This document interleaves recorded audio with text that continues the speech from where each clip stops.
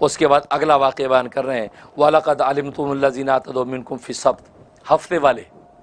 हुआ ये, हज़रत दाऊद अलैहिस्सलातु वस्सलाम के ज़माने में मुल्क शाम में दरिया के किनारे पर एक कौम आबाद थी और जिनका कस्बे मुआश मछलियाँ पकड़ना था। मछलियाँ पकड़ते थे और मछलियाँ पकड़ते थे, तिजारत करते थे और मुल्कों में मछलियाँ बेचते थे और उनका सुबह शाम का खाजा भी मछलियाँ थी। तो अल्लाह तबारक व तआला ने जब अपनी शरीयत उन पर उतारी तो उनको ये हुक्म दे दिया कि हफ्ते वाले दिन, सैटरडे, हफ्ते वाले दिन ये अल्लाह की इबादत का दिन है। हफ्ते वाले दिन दुनिया को काम नहीं करना तुमने, हफ्ते वाले दिन तुमने कोई तिजारत नहीं करनी, अल्लाह की इबादत ज़िक्र अज़कार में लगे रहना। जैसे हमारे लिए जुमा है तो जुमे में अल्लाह तबारक व तआला का हुक्म है ना कि पहली अजान हो जाए तो फिर तिजारत की इजाज़त नहीं है, दुकान बंद, दफ्तर बंद, काम बंद और मस्जिद के लिए चले आओ। पहली अजान के बाद जैसे हमारे यहाँ तिजारत हराम, दुनिया को काम धंधा हराम। हाँ, जुमे की तैयारी के लिए जो ज़रूरत है वो आप कर सकते हैं। आप वज़ू कर रहे हैं, गुस्ल कर रहे हैं, कपड़े इस्त्री कर रहे हैं, या इमाम खतीब अपना मुताला कर रहा है, खुतबा याद कर रहा है, तो वो उमूर जो जुमे के अंदर मुआविन है पहली अजान के बाद उनके करने की इजाज़त है। इसके अलावा अगर पहली अजान हो गई, अब उस वक्त भी आप दुकान खोल के बैठे हैं तो वो ख़रीदो फरोख्त हराम हो जाती है। अगर यहाँ तक लिखा है मसला, अगर उस वक्त में किसी ने निकाह पढ़ा तो निकाह मुनाकिद ही नहीं होगा, क्योंकि इतनी सख्ती है। तो अल्लाह ने उम्मत मुहम्मदिया पर तो ये रियायत की कि वो थोड़ा सा लम्हा जो है पहली अजान के बाद और सलाम इमाम के जुमे के सलाम फेरने तक का वक्त, ये इतना वक्त मुतय्यन किया कि दुनिया के किसी काम में ना लगाओ। लेकिन इनके लिए पूरा हफ्ते का दिन, पूरे का हफ्ते यानी जुमे की शाम मगरिब से लेके हफ्ते की मगरिब तक, क्योंकि इस्लामी दिन मगरिब से शुरू होता है, तो जुमे की शाम। यार यहाँ भी आप देखें, ये जुमे को 3 बजे के बाद से ये अपनी इबादत की तैयारी शुरू कर देते हैं, जिसको साबत कहते हैं, ये तैयारी शुरू कर देते हैं, फिर हफ्ते की मगरिब तक रहता है ये सिलसिला। तो कहा कि तुमने दुनिया के काम नहीं करने, मछलियाँ नहीं पकड़नी। और इन्होंने कहा जी ठीक है। और अल्लाह ने आजमाइश ये पैदा कर दी कि हफ्ते वाली दिन मछलियाँ खूब आती थी, मछलियाँ भर भर के कूद कूद के आती थी, खूब आती। अब बड़ा इनका दिल कुड़ता, यार अल्लाह ने मना कर दिया और मछलियाँ देखो खूब आ रही हैं, क्या करें। इन्होंने एक हीला सोचा। इन्होंने क्या किया, उस दरिया के पास से नालियाँ बनाई, नालियाँ बना के किनारों पे बड़े बड़े तालाब बना लिए, हौज बना लिए। अब मछलियाँ भर भर के जब आईं, उन नालियों में से आके उस तालाबों में गिरी। अब तालाब मछलियों से भर गए। जब शाम में पानी हल्का हुआ तो उसके अंदर रह गई, वो निकल नहीं सकी क्योंकि उनकी बाड़ें ऊंची थी, लिहाजा सारे तालाब जो है वो भरे होते थे मछली। अब संडे वाले दिन में सारी मछलियाँ निकाल रहे, ये चक्कर चलाए। और एक रिवायत में कि इन्होंने क्या किया, किनारे पर जाल लगा दिए, किनारे पर जाल लगा दिए। अब जैसे मछलियां भर भर के आईं तो हफ्ते वाले दिन जालों के अंदर फंस गई। जब जाल में फंस गई, उसके पानी का रेला जब वापस गया संडे को, तो वो जाल के अंदर फंसी रह गई, पानी चला गया और इन्होंने संडे को जाल निकाल के मछलियां पकड़ ली। और बाज क्या करते थे, मछलियां जो है उन मछलियों की दुमों के साथ, जो भर भर के मछलियां आती थी उनकी दुमों के साथ एक रस्सी बांध देते थे, जैसे कुंडी होती, कुंडी मछलियां कभी आपने पकड़ी हो, कुंडी होती, फंस जाती है, ऐसी कुंडियां सी उनकी दुमों के अंदर बांध देते थे। ये सैटरडे वाले दिन में जब मछलियां खूब आई और छोड़ देते थे और रस्सी पीछे पकड़े रखते, किसी कीली से बांध देते। अब मछलियां आई, उसके बाद जब मछलियां गई तो लंबी रस्सी होती थी, मछलियां चली जाती थी। अब संडे वाले दिन सारी खींच लेते।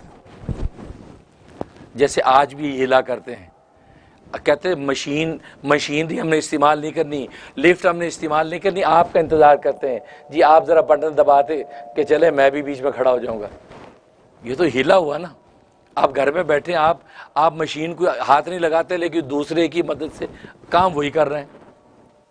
तो देखो ये हीला है।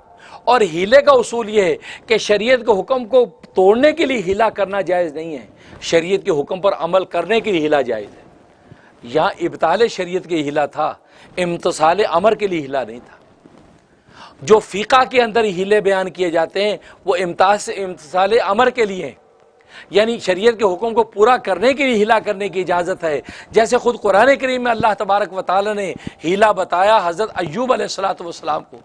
हज़रत अय्यूब ने कसम खाई थी, अपनी बीवी को कहा कि अगर मैं सेहतमंद हो गया मैं तुझे 100 छड़ियाँ मारूंगा, 100 क्योंकि तूने ये शिरक वाली बात की, ये बात की। अब हज़रत अय्यूब अलैहिस्सलाम ठीक हो गए।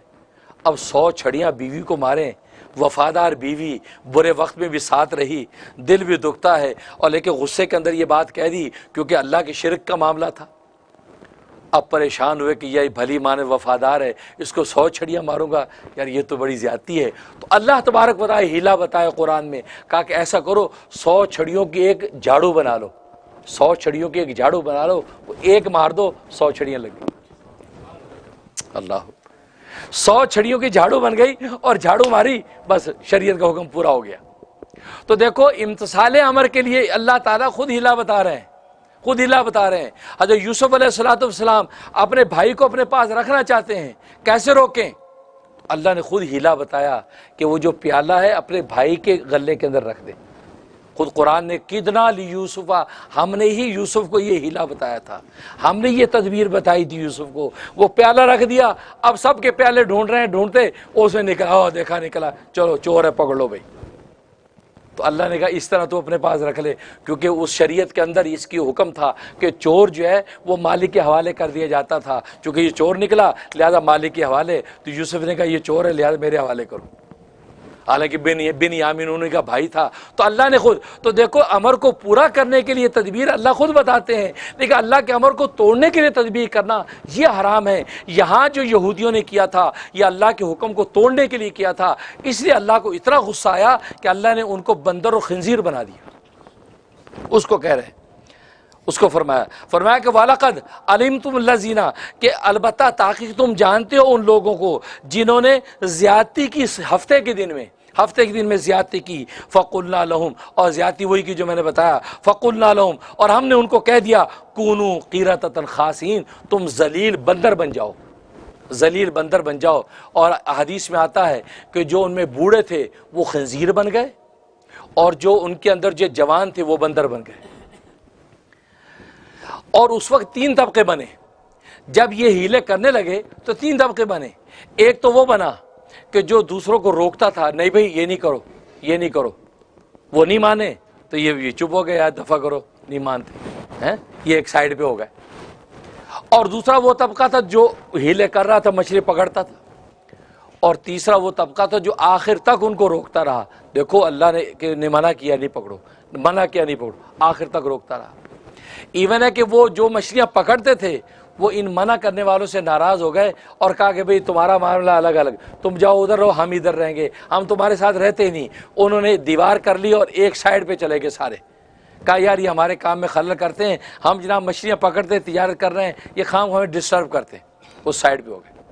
अब एक सुबह को जब उठे ये मना करने वाले, इन्होंने सोचा यार उधर कोई आवाज़ नहीं है, कोई शोर शराबा नहीं है, खैरियत है, क्या हुआ? जब जाकर देखा तो वो खंजीर और बंदर है वहाँ, और वो खंजीर और बंदर इनको देखकर रो रहे हैं, आंखों से आंसू। क्यों? हदीस में फरमाया कि अल्लाह ने उनका शऊर इंसानी रखा, ज़ाहिरी सरापा उनका खंजीर और बंदर बना दिया। तो वो रोते थे, आंसू से रोते थे, और एक दूसरे को देख कर रोते थे, पहचानते थे कि फ़लाँ ये बंदर बन खंजीर बन गया, अपने उस पर रोते थे और रो रो के जो कर 3 दिन तक वो रहे। 3 दिन के बाद अल्लाह तबारक व तआला उनको हलाक कर दिया। सही मुस्लिम की हदीस है कि सहाबा इकराम रिज़वानुल्लाह अलैहिम अजमईन ने पूछा या रसूलल्लाह, ये इस वक्त जो दुनिया में खंजीर और बंदर हैं ये उन्हीं की नस्ल और औलाद है? फरमाया कि नहीं, अल्लाह जिस कौम को मसक करता है तो उनको 3 दिन के अंदर अंदर हलाक कर देता है, उनसे आगे फिर नस्ल नहीं चलती। इस वक्त जो बंदर और खंजीर हैं ये तो उनसे पहले से चले आ रहे हैं, ये मुस्तकिल एक जानवर है। अल्लाह उन्हीं की जानवर की मुमासलत में अल्लाह ने बतौर सज़ा इनको बंदर खंजीर बनाया था और 3 दिन के बाद इनको हलाक कर दिया था, इनकी कोई नस्ल नहीं चली।